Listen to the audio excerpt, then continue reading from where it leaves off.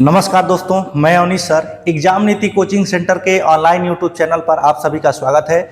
दोस्तों, आज हम लोग पढ़ने वाले हैं प्राचीन इतिहास का दूसरा चैप्टर सिंधु घाटी सभ्यता के बारे में।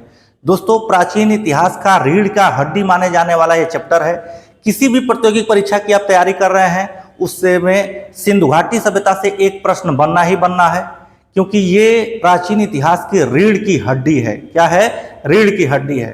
तो दोस्त, बिना देरी किए हुए आइए शुरू करते हैं सिंधु घाटी सभ्यता के बारे में। दोस्तों, ये सिंधु घाटी सभ्यता एक पार्ट में वीडियो बना करके पढ़ाना संभव नहीं है। मैं दो पार्ट में इस वीडियो को बनाऊंगा और उम्मीद है कि आपको ये वीडियो समझ में भी आएगी। दोस्तों, ये काफी छोटा यूट्यूब चैनल है और आपके सहयोग की थोड़ी सी आवश्यकता है। दोस्तों, ये व्हाइट बोर्ड और मार्कर से मैं आपको पढ़ाने का और अच्छा मटेरियल प्रोवाइड कराने का प्रयास करता हूं। दोस्त, अगर वीडियो आपको अच्छी लगेगी तो अपने दोस्तों के पास शेयर जरूर करिएगा, सब्सक्राइब करिएगा और एक प्यारा सा लाइक करिएगा। दोस्तों, आइए शुरू करते हैं सिंधु घाटी सभ्यता के बारे में। ध्यान दीजिएगा दोस्त, ये सिंधु घाटी सभ्यता, इंडस वैली सिविलाइजेशन, इसका ये पार्ट फर्स्ट है। ये पार्ट क्या है? फर्स्ट है।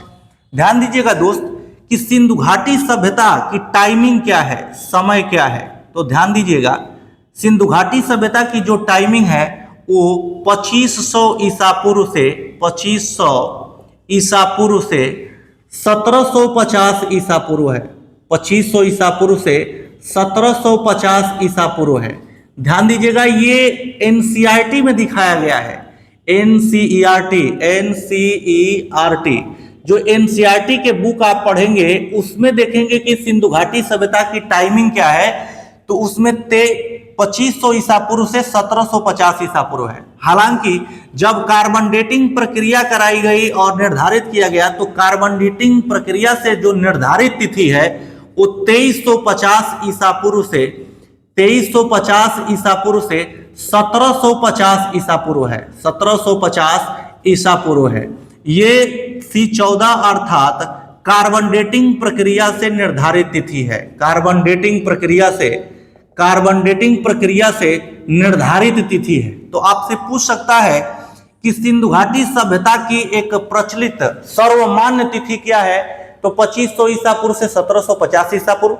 लेकिन अगर ये पूछ दे कि C14 अर्थात कार्बन डेटिंग प्रक्रिया से निर्धारित तिथि क्या है, तो 2350 ईसा पूर्व से 1750 ईसा पूर्व, ये C14 कार्बन डेटिंग प्रक्रिया से निर्धारित तिथि है।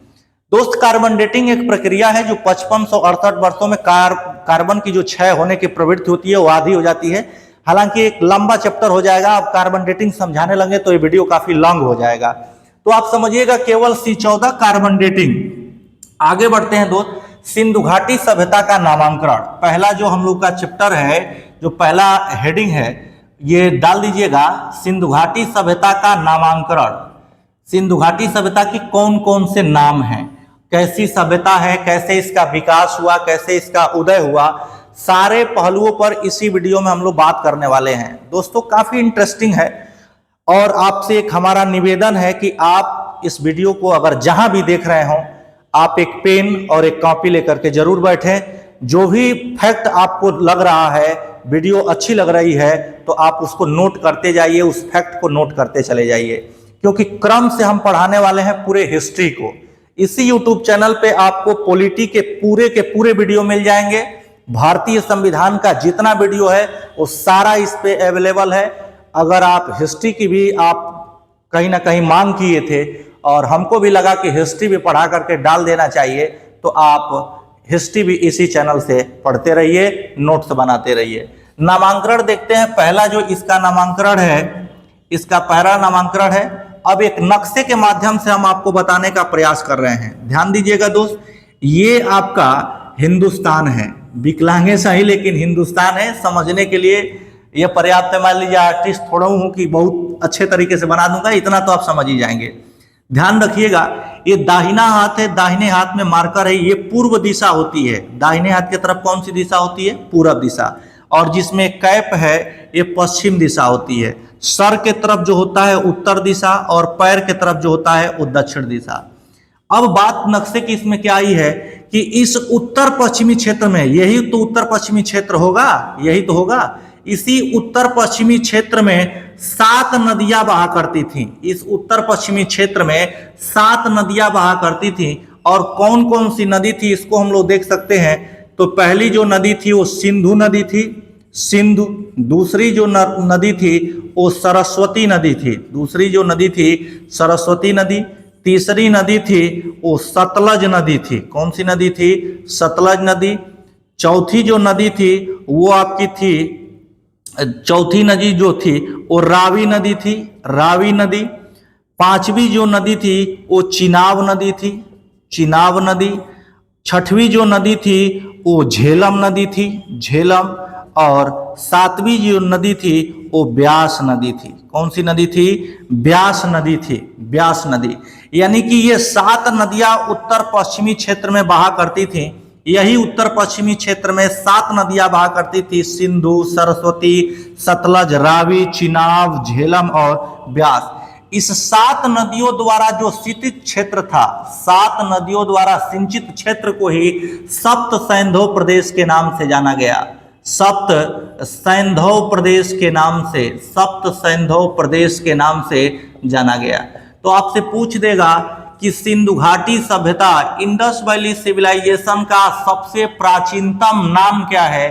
तो दोस्त सबसे जो प्राचीनतम नाम है वो सप्त सैंधव प्रदेश है, क्योंकि इसी भारत के उत्तर पश्चिमी क्षेत्र, अगर वर्तमान एरिया की हम बात करें तो वर्तमान एरिया में पंजाब और जो पाकिस्तान में आधा चला गया है उसे हम लोग सिंध कहेंगे। क्या कहेंगे? सिंध।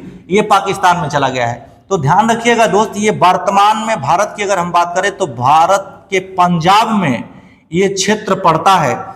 इसी में 7 नदियां बहा करती थी। 7 नदियों द्वारा सिंचित क्षेत्र को ही सप्त सैंधव प्रदेश के नाम से जाना गया और इसीलिए सिंधु घाटी सभ्यता का जो पहला नाम है वो सप्त सैंधव प्रदेश है। दूसरा नाम क्या है दोस्त? तो ध्यान रखिएगा, दूसरा नाम यही है सिंधु घाटी की सभ्यता। कैसे सिंधु घाटी की सभ्यता नाम पड़ा? तो ये जो 6 नदियां आप देख रहे हैं, इसमें जो सबसे प्रमुख नदी थी, इस 7 नदियों में जो सबसे प्रमुख नदी थी वो सिंधु नदी थी, अर्थात सिंधु नदी के किनारे है। बाकी 6 इसकी सहायक नदी हैं। सबसे जो प्रमुख नदी थी वो सिंधु नदी थी, बाकी 6 इसकी सहायक नदियां हैं। सिंधु नदी के किनारे है, सिंधु नदी के किनारे है जिस सभ्यता का विकास हुआ, जिस सभ्यता का विकास हुआ उसे ही हम लोग कहते हैं सिंधु घाटी की सभ्यता। क्या कहते हैं दोस्त? सिंधु घाटी की, सिंधु घाटी की सभ्यता। अब आप समझ में आ गया होगा कि इस घाटी क्यों कहते हैं। तो नदी के किनारे का जो एक तरीके से जहां मूजू जमा रहता है उसी क्षेत्र को हम लोग कहते हैं घाटी। भाई पानी में किसी सभ्यता का विकास तो होगा नहीं, आस ही पास में होगा। तो सिंधु घाटी की सभ्यता अर्थात सिंधु नदी के किनारे विकसित हुई सभ्यता को ही हम लोग सिंधु घाटी की सभ्यता के नाम से जानते हैं। तो ध्यान रखिएगा, ये भी पूछ सकता है कि सिंधु की कितनी सहायक नदियां थीं? तो सिंधु की 6 सहायक नदियां थीं, सरस्वती, सतलज, रावी, चिनाब, झेलम और ब्यास। और प्रमुख नदी कौन सी थी? तो सिंधु नदी थी। हालांकि देखा जाता है जो प्रमुख होता है उसी के नाम का बोलबाला हो जाता है और इसीलिए सिंधु घाटी की सभ्यता एक प्रचलित नाम आ गया। आगे बढ़ते हैं दोस्त, समझते हैं। आप जानते हैं कि प्राचीन इतिहास जो है, एंशिएंट हिस्ट्री है, वो खुदाई पर निर्भर है और खुदाई का जो कार्य करवाता है वो भारतीय पुरातत्व एवं सर्वेक्षण विभाग करवाता है। और भारतीय पुरातत्व के जो जनक है वो अलेक्जेंडर कनिंघम को माना जाता है। तो ध्यान रखिएगा, जब खुदाई हो रहा था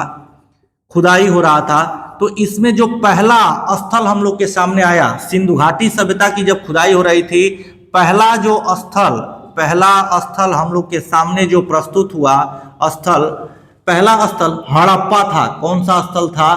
तो हड़प्पा स्थल था। इसीलिए एक प्रचलित नाम सिंधु घाटी सभ्यता का क्या निकल गया? तो हड़प्पा की सभ्यता। किसका सभ्यता? हड़प्पा की सभ्यता। प्रचलित नाम एक निकल के आ गया, हड़प्पा की सभ्यता। तीसरा हम लोग देखे थे सिंधु घाटी की सभ्यता, सिंधु घाटी की सभ्यता, क्योंकि सिंधु नदी के किनारे इस सभ्यता का विकास हुआ था, सिंधु घाटी की सभ्यता। चौथा नाम हम क्या देखते हैं कि जब खुदाई होती है तो पता चलता है कि सिंधु घाटी सभ्यता में जो सर्वाधिक धातुएं प्रयोग में लाई जाती थी, जो धातुएं प्रयोग में लाई जाती थी, धातु प्रयोग जिसका होता था उसमें कांसा प्रबल था। क्या था? कांसा का उपयोग सर्वाधिक होता था, कांसा धातु का। और आप जानते हैं दोस्त कि कांसा का निर्माण किन किन धातुओं से मिलकर होता है? तो एक तांबा और दूसरा क्या है दोस्त? टीन। तांबा और टीन मिलाकर के किस धातु का निर्माण होता है? कांसा धातु का होता है। तो सिंधु घाटी सभ्यता में खुदाई से जब प्राप्त धातुएं मिलने लगी हैं, उसमें सर्वाधिक धातुएं कौन सी थी? तो कांसा धातु था। और कांसा किन दो धातुओं से मिलकर बनता है? तांबा और टीन से। इसीलिए सिंधु घाटी सभ्यता का एक प्रचलित नाम निकल करके आ गया, काशीयुगीन सभ्यता। कौन सी सभ्यता? काशीयुगीन सभ्यता। ध्यान दीजिएगा दोस्त, काशीयुगीन सभ्यता। ये 4 मूल नाम हैं, ये 4 मूल नाम है। हालांकि और भी इसके कई नाम मिलते हैं, लेकिन जो प्रमुख नाम है दोस्त वो 4 ही हैं। कौन कौन से 4 हैं? तो ध्यान रखिएगा, सप्त सैंधव प्रदेश, दूसरा हड़प्पा की सभ्यता, तीसरा सिंधु घाटी की सभ्यता और चौथा काशीयुगीन सभ्यता। आगे बढ़ते हैं दोस्त। ये भी पूछता है कि इसके समकालीन सभ्यताएं, इसके समकालीन सभ्यताएं, तो ध्यान देने वाली बात है, यहां हेडिंग डाल रहे हैं, आप भी नोट करते चलिएगा। सिंधु घाटी सभ्यता के सिंधु घाटी सभ्यता के समकालीन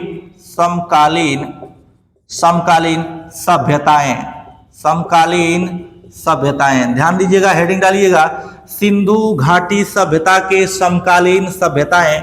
तो कौन कौन सी इसकी समकालीन सभ्यताएं हैं? तो पहला देखेंगे हम लोग चीन की सभ्यता। चीन की सभ्यता। किस नदी के किनारे चीन की सभ्यता विकसित हुई थी? तो ध्यान दीजिएगा दोस्त, हांगही नदी है, हांगही नदी के किनारे चीन की सभ्यता का विकास हुआ था। दूसरी जो सभ्यता है दोस्त वो मिस्र की सभ्यता है। दूसरा जो सभ्यता है मिस्र की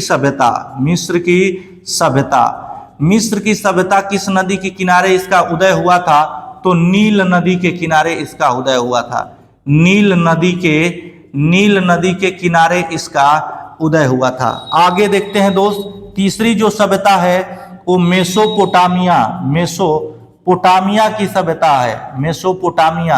मेसोपोटामिया की सभ्यता। और मेसोपोटामिया की सभ्यता किस नदी के किनारे हुई थी? तो दजला। बड़ा पूछता है, दजला फरात नदी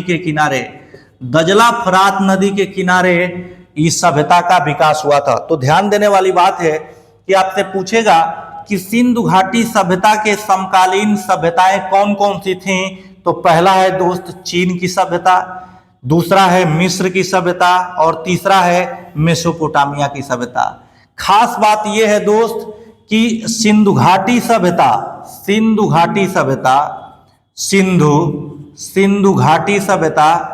और मेसोपोटामिया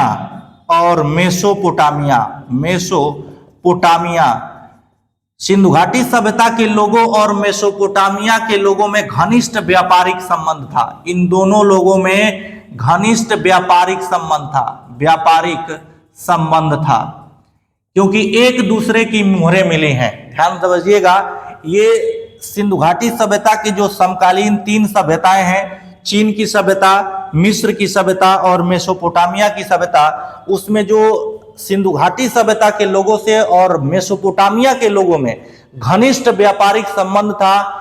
एक दूसरे की मुहरें मिली हैं। हालांकि मुहरें तो कम मिली हैं, लेकिन वस्तुएं प्रबल मात्रा में मिली हैं। और इससे आभास होता है कि दोनों की वस्तुएं आदान प्रदान होती थी, व्यापार के साक्ष्य मिले हैं। और व्यापार जो होता था वो वस्तु विनिमय प्रणाली द्वारा होता था, अर्थात सामान के बदले सामान, जैसे अभी भी होता है। वस्तु विनिमय प्रणाली अभी भी कई देशों से लागू है भारत की।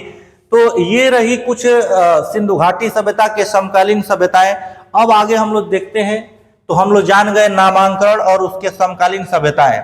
अब हेडिंग डालिएगा दोस्त, सिंधु घाटी सभ्यता का विस्तार। हेडिंग डालना है आपको सिंधु घाटी सभ्यता का विस्तार। नोट्स भी बनाते चलिए दोस्त, बड़ा मजा आएगा आपको, और मैं आपकी ही भाषा में पढ़ाने की कोशिश करता हूं। इधर उधर की कोई चीजें मैं लाव लपेट जानता भी नहीं हूं। जैसे आप तैयारी कर रहे हैं वैसे भी मैं भी किसी न किसी प्रतियोगिक परीक्षा में लगा हूं, और अभी तक सफलता नहीं मिली है, मिलने ही वाली है, बहुत जल्द मिलेगी भी, क्योंकि मैं छोड़ा नहीं हूं। ध्यान दीजिएगा दोस्त, हेडिंग डाल दीजिएगा, आप हेडिंग डालिएगा सिंधु घाटी सभ्यता का, सिंधु घाटी सभ्यता का, सिंधु घाटी सभ्यता का, सिंधु घाटी सभ्यता का विस्तार, सिंधु घाटी सभ्यता का विस्तार। अब ध्यान से समझिएगा दोस्त, सिंधु घाटी सभ्यता का विस्तार कैसे, क्या क्या चीजें कैसे इसकी विस्तार हुआ। तो पहले तो समझते हैं कि सिंधु घाटी जो सभ्यता है, इस सिंधु घाटी सभ्यता है, इसकी जो आकृति है, सिंधु घाटी सभ्यता की आकृति जो इसकी है वो त्रिभुजाकार है। कैसी है? त्रिभुजाकार है, त्रिभुजाकार है। तो आपसे पूछ देगा सिंधु घाटी सभ्यता का जो विस्तार है उसकी आकृति कैसी है, तो त्रिभुजाकार है। आगे बढ़ते हैं, ये इसका विस्तार कितना है, तो विस्तार इसका है 13, इसका जो विस्तार है बाबू 13,00,000 वर्ग किलोमीटर, वर्ग किलोमीटर। 13,00,000 वर्ग किलोमीटर में 13 लाख, सॉरी ध्यान रखिएगा 13,00,000 नहीं है, केवल 13 लाख वर्ग किलोमीटर है, 13 लाख वर्ग किलोमीटर है, ये ध्यान रखिए, 1000 लिख दिए थे। आकृति कैसी है, तो त्रिभुजाकार है। कैसी है? त्रिभुजाकार है। आगे बढ़ते हैं दोस्त, इसको स्ट्रक्चर के माध्यम से हम आपको बताते हैं कि क्या क्या इसकी स्थिति है। तो इसको हम लोग देखते हैं, और इसको जब हम लोग देखते हैं तो ध्यान रखिएगा, ये पूरब दिशा है। कौन सी दिशा है? पूर्व दिशा, जैसे अभी हम पिछले बताए भी थे। ये पश्चिम दिशा है, ये उत्तर दिशा है, और ये क्या है आपका दक्षिण दिशा है। बात क्या आती है दोस्त कि पूरब दिशा में कहां से कहां तक फैला था सिंधु घाटी सभ्यता, पश्चिम दिशा में कहां से कहां तक फैला था, उत्तर दिशा में कहां से कहां तक फैला था, और दक्षिण दिशा में कहां से कहां तक फैला था, इसके बारे में भी हम लोग देखते हैं। पूर्वी जो इसका सिंधु घाटी सभ्यता का जो पूर्वी छोर था, ये आलमगीरपुर था। आलमगीरपुर, ये आलमगीरपुर था। आलमगीरपुर कहां पड़ता है दोस्त, तो ये जिला मेरठ, जिला मेरठ, ये जिला मेरठ में पड़ता है। और मेरठ कहां है, तो उत्तर प्रदेश में है। मेरठ कहां है? उत्तर प्रदेश में। आप जानते हैं 1857 की जो आग धधकी थी पूरे भारत में, वो 10 मई 1857 को मेरठ छावनी से ही फैली थी। किस छावनी से? मेरठ छावनी से। बड़ा पूछता है, ध्यान रखिएगा, पेपर भी है, सारी चीजें को रिकॉल कर लीजिए, दोहराते चलिए हर एक चीज को, क्योंकि वो आपके लिए बड़ा रामबाण साबित होगा। तो 1857 की क्रांति की ज्वाला पूरे भारत में कहां से भड़की थी, तो मेरठ से भड़की थी 10 मई 1857 ईस्वी से। तो जिला मेरठ उत्तर प्रदेश, ये आलमगीरपुर उत्तर प्रदेश स्पेशल में भी बन सकता है। किस नदी के किनारे है, ये भी पूछता है, तो ध्यान रखिएगा, ये हिंडन नदी के किनारे पड़ता है। हिंडन, हिंडन नदी, हिंडन नदी, हिंडन नदी के किनारे पड़ता है, ये उत्तर प्रदेश, हिंडन नदी। तो ध्यान रखिएगा कि आपसे पूछेगा कि सिंधु घाटी सभ्यता का पूर्वी छोर कहाँ है, तो आलमगीरपुर, जिला मेरठ, उत्तर प्रदेश है। किस नदी के किनारे है, तो हिंडन नदी के किनारे। आगे बढ़ते हैं दोस्त, उत्तर में देखते हैं, तो उत्तरी जो छोर है वो मांडा है। उत्तरी छोर क्या है दोस्त, ये मांडा है। मांडा कहां पड़ता है, तो जम्मू कश्मीर में, जम्मू कश्मीर में। गर्तावास के साक्ष्य कहां मिले हैं, जम्मू कश्मीर में। तो मांडा, आगे हम पढ़ाएंगे सिंधु घाटी सभ्यता में कि गर्तावास के साक्ष्य कहां से मिले हैं। पाषाण काल में भी हम आपको पढ़ा दिए हैं, अगर हमारा पिछला वीडियो आप न देखे हो तो जरूर देखिएगा। पाषाण काल का एक ही पार्ट में मैं फिनिश कर दिया हूं पाषाण काल को। उसी में गर्तावास, जो गड्ढे में बुर्जहोम जिसे कहा जाता है, गर्तावास के साक्ष्य कहां से मिले हैं, तो जम्मू कश्मीर में मिले हैं, पाषाण काल में मिले हैं। तो जम्मू कश्मीर मंडा किस नदी के किनारे है दोस्त, तो चिनाब नदी के किनारे है। किस नदी के किनारे है, चिनाब नदी के किनारे है। मांडा किस नदी के किनारे है, चिनाब नदी के किनारे। आगे बढ़ते हैं दोस्त, ये पश्चिमी जो छोर है ये सुतकांगे डोर है। सुतकांगे, सुतकांगे, सुतकांगे डोर है। ये सुतकांगे डोर कहां पड़ता है दोस्त आपका, तो बलूचिस्तान में पड़ता है। बलूचिस्तान, ये आपका पड़ता है बलूचिस्तान में। बलूचिस्तान कहाँ पड़ेगा आपका? पाकिस्तान में, हालांकि विवादित क्षेत्र है। किस नदी के किनारे? तो ध्यान दीजिएगा दोस्त, सूतकांगे डोर किसी नदी के किनारे नहीं है, लेकिन अब इसमें नदी से प्रश्न बन रहा है, पहले नहीं बनता था।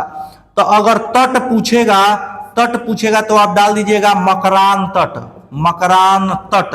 और अगर आपसे नदी पूछे कि किस नदी के किनारे है, तो दोस्त अगर नदी पूछेगा तो आप डाल दीजिएगा दास्क नदी। किस नदी के किनारे है? तो दास्क नदी के किनारे है।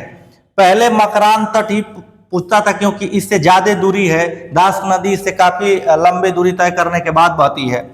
दक्षिण दिशा की अगर बात करें कि दक्षिणी छोर क्या है, तो दक्षिणी जो छोर है दोस्त वो दायमाबाद है। दायमाबाद ये कहां पड़ता है दोस्त आपका? तो महाराष्ट्र में पड़ता है। दायमाबाद कहां पड़ता है आपका? महाराष्ट्र में। किस नदी के किनारे है? तो ध्यान दीजिएगा दोस्त, ये गोदावरी नदी के किनारे है। किस नदी के किनारे है? गोदावरी नदी के किनारे। और गोदावरी नदी का उद्गम स्थल कहाँ है दोस्त? तो नासिक है। कहाँ है? नासिक है। गोदावरी नदी का उद्गम स्थल। देखिए, एक प्रश्न हो सकता है कि आपके परीक्षा में रहे, नदियों के उद्गम स्थल से भी प्रश्न बनता है, तो उसको तो हाथ पे लिख करके याद किया जा सकता है। कुछ चीजें ऐसी होती हैं दोस्त कि जो याद करना ही करना है। हम लोग भी याद ही किए हैं, ऐसी बात नहीं है कि कोई मंगल ग्रह से टपक गया है और उसको ऐसे ही पिला दिया गया था। ऐसी कोई बात नहीं होती है। ना किसी का दिमाग बड़ा होता है, ना ही किसी का दिमाग छोटा होता है। सबका नॉर्मल होता है। एक बित्ता आपको किसी तरीके से घसीटना है, जितना घसीटेंगे उतने ही आपके पास नॉलेज का अंबार होता चला जाएगा।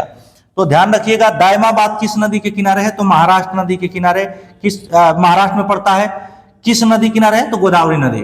अब आगे बढ़ते हैं दोस्त, इसको थोड़ा सा हम लोग समझते हैं नक्शे से कि इसका क्षेत्रफल में विस्तार हम लोग देखते हैं कि भाई ये भी पूछ सकता है कि सूतकांगे डोर से आलमगीरपुर की दूरी कितनी थी, यानी कि कितने दूर में फैला था। तो ये जो था आपका, ये 1600, पूरब से पश्चिम की लंबाई है वो 1600 किलोमीटर है। कितनी है? 1600 किलोमीटर।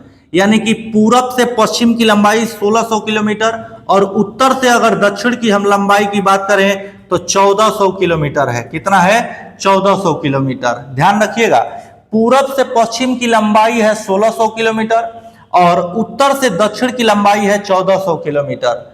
ये ध्यान रखिएगा, किसी न किसी प्रतियोगिक परीक्षा में पूछा है। ये चिनाब है, ये चिनाब नदी है, तो किसी न किसी प्रतियोगिक परीक्षा में पूछा हुआ है, इसीलिए मैं लिख दिया हूं कि पूरब से पश्चिम की लंबाई 1600 किलोमीटर और उत्तर से दक्षिण की जो लंबाई है वो 1400 किलोमीटर है। अब एक बात आती है दोस्त कि सिंधु घाटी सभ्यता, ये तो हम लोग समझ गए विस्तार। इस विस्तार को आप जरूर नोट कर लीजिएगा, ये पूछता है, 100% पूछता है। अब थोड़ा सा हम लोग देखते हैं कि सिंधु घाटी सभ्यता कैसी सभ्यता थी। तो ध्यान दीजिएगा, सिंधु घाटी सभ्यता में सुसज्जित नालियां मिली हैं, सुसज्जित रोड मिले हैं, सुसज्जित नालियां मिली हैं। जैसे ये सुसज्जित आपके रोड बन दिए गए बस्ती में, जैसे इस समय बस्तियां बनाई जाती थी, सबके घर के सामने रोड खुले हुए हैं, यानी सबके दरवाजे के सामने रोड है। सुसज्जित यानी कि रोड एकदम आरसीसी बढ़िया रोड आपको मिला हुआ है, शानदार रोड, किसी को रोड की कोई दिक्कत नहीं है। आप ये बताइएगा कि रोड की दिक्कत कहाँ नहीं होती है? गांव में नहीं होती है कि शहर में नहीं होती है? आपके दिमाग से मैं इस प्रश्न को पूछ रहा हूं। ये रोड सुसज्जित रोड मिले हैं और एक दूसरे को समकोण पे काटे हैं, 90 डिग्री पे, यानी कि सबके घर के सामने एकदम शानदार तरीके से रोड है। और इस रोड के किनारे से सुसज्जित नालियां मिली हैं, इस रोड के किनारे से एकदम सुसज्जित नालियां मिली हैं। आप जानते हैं कि सुसज्जित रोड और सुसज्जित नालियां किसी शहर में ही मिलता है, गांव में नहीं मिलता है। रोड बनवाने जाइए तो देखिए जाके नादे रख दिए जो, वही जब भैंस खियावे लगी लो, कई लोग कह रही तो हमार रहा, बात समझिए, नाली रोड पे ही बहेगा। हम बड़े बड़े गांव को देखिए, किसी भी हमारे गांव को ले लीजिए, किसी भी गांव को ले लीजिए, अधिकतर गांव में रोड पे ही नाली बहेगा। एजुकेशन भी है, ऐसा नहीं है कि वो पढ़े लिखे नहीं है लोग, एजुकेशन है, लेकिन केवल कंट्रीब्यूशन है, हम बड़ा तो हम बड़ा, अब कुछ हो नहीं। स्थिति ये है कि ध्यान रखिएगा, सुसज्जित रोड और सुसज्जित नालियां मिली हैं रोड के किनारे, सुसज्जित रोड और सुसज्जित नालियां मिली हैं, एक दूसरे को समकोण पे काटे हुए हैं। इससे आभास होता है कि जो सिंधु घाटी सभ्यता थी वो शहरी सभ्यता थी। कैसी सभ्यता थी? शहरी कहिए या नगरी कहिए, शहरी कहिए या नगरीय सभ्यता थी, नगरीय सभ्यता थी। तो आपसे कहीं कहीं शहरी दे देता है और कहीं कहीं नगरी दे देता है। उम्मीद है दोस्त कि जो मैं स्ट्रक्चर आपको समझाने का प्रयास किया हूं सिंधु घाटी सभ्यता का, वो आपको समझ में आया होगा। इसके जस्ट पार्ट में हम आपको बताएंगे कि सिंधु घाटी सभ्यता के 1500 स्थल प्रकाश में आ चुके हैं। कितने खुदाई में स्थल प्रकाश में आए हैं? 1500 स्थल प्रकाश में आ चुके हैं और उन 1500 स्थलों में मात्र 7 को ही महानगर की संज्ञा दी गई है। यानी कि अगर हम बात करें तो कितने स्थल अभी तक प्रकाश में आ चुके हैं? तो 1500 स्थल अभी तक खुदाई से प्रकाश में आ चुके हैं, खुदाई से प्रकाश में आ चुके हैं, जिसमें 7 को महानगर की संज्ञा दी गई है। 7 स्थल को महानगर की संज्ञा दी गई है, महानगर की संज्ञा दी गई है। कितने को? तो 7 को। ध्यान से समझिएगा, खुदाई का कार्य कौन करवाता है दोस्त? तो खुदाई का कार्य जो करवाता है वो भारतीय पुरातत्व एवं सर्वेक्षण विभाग कराता है। भारतीय पुरातत्व एवं सर्वेक्षण विभाग करवाता है, भारतीय पुरातत्व एवं सर्वेक्षण विभाग करवाता है। और ये किस मंत्रालय के अधीन होता है भारतीय पुरातत्व एवं सर्वेक्षण विभाग? तो ये भी क्वेश्चन बना हुआ है, ये संस्कृति मंत्रालय के अधीन होता है। किस मंत्रालय के? तो संस्कृति मंत्रालय के ये अधीन काम करता है। एक और क्वेश्चन, नॉर्मल क्वेश्चन जो बहुत पहले से पूछ रहा है कि आप ये जानिएगा कि भारतीय पुरातत्व का जनक किसे कहा जाता है? तो ध्यान रखिएगा दोस्त, भारतीय पुरातत्व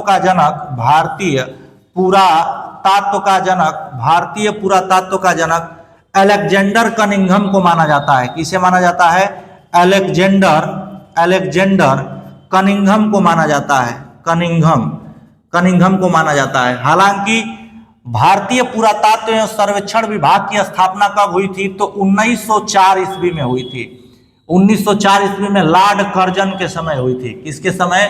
लॉर्ड कर्जन के समय भारतीय पुरातत्व एवं सर्वेक्षण विभाग की स्थापना हुई थी। और ध्यान रखिएगा किस मंत्रालय के अधीन है? तो इसके लिए कोई अलग से मंत्रालय नहीं है, ये संस्कृति मंत्रालय के अधीन है। और अभी तक कितने स्थल प्रकाश में आ चुके हैं? तो 1500 स्थलों की खुदाई हो चुकी है, जिसमें 7 को महानगर की संज्ञा दी गई है। भारतीय पुरातत्व के जनक कौन है, पिता कौन है? तो अलेक्जेंडर कनिंघम को माना जाता है।